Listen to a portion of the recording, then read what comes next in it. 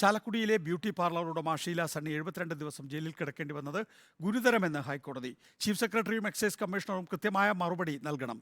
Irinjalakuda excise ഉദ്യോഗസ്ഥർക്കും ഹൈക്കോടതിയുടെ നോട്ടീസുണ്ട്.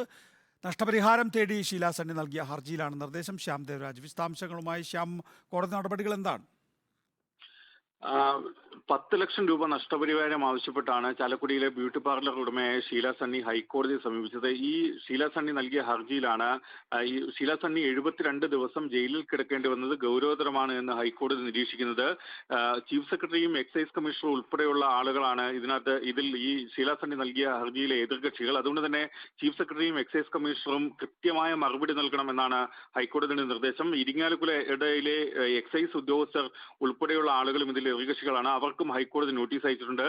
ഒരാഴ്ചയ്ക്കകം മറുപടി സത്യവാങ്മൂലം നൽകാനാണ് നിർദ്ദേശം.